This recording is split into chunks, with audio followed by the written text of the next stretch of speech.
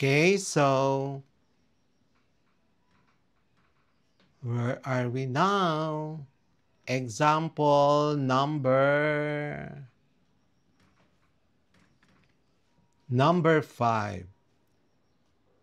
Example number 5, the problem is a ship is due south of a lighthouse. It sails on a bearing of 058 degrees for a distance of 76 kilometers until it is due east of the lighthouse. How far is it now from the lighthouse? So the first, uh, our lighthouse, from the lighthouse,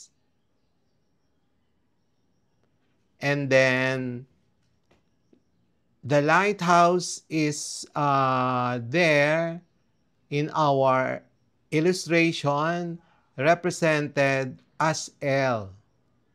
So a ship is due south of a lighthouse. So meaning um,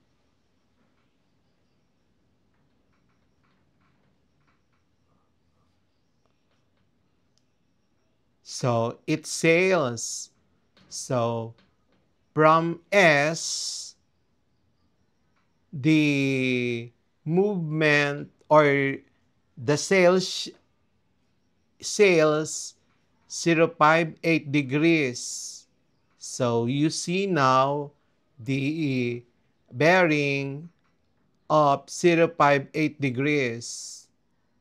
And then it sails a distance of 76 kilometers. And then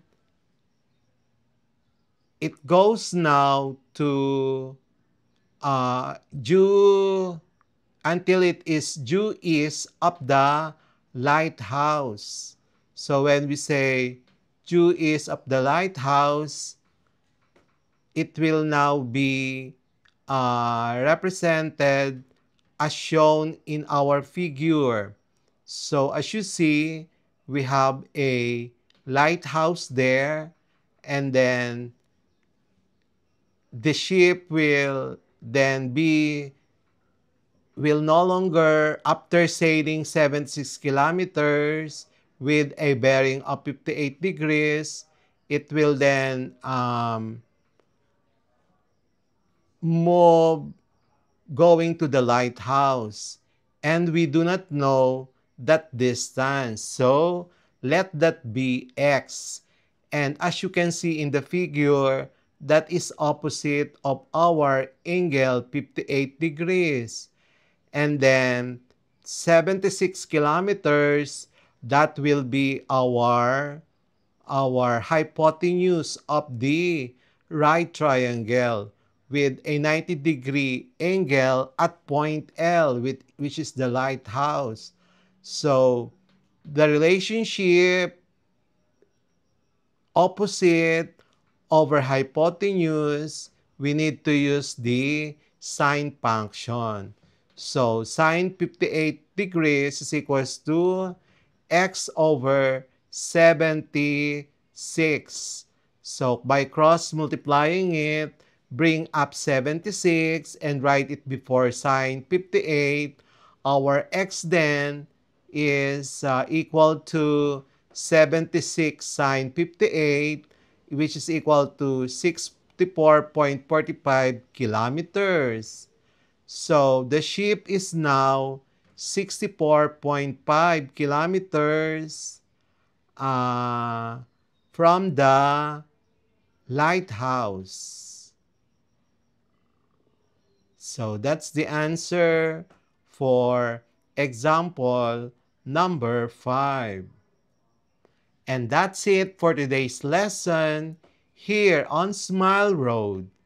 If you learned something new today, don't forget to hit that like button and share this video with your classmates. And make sure to subscribe and tap the notification bell so you'll be the first to know when a new lesson drops. This is Sir M, reminding you that learning doesn't stop after the bell rings.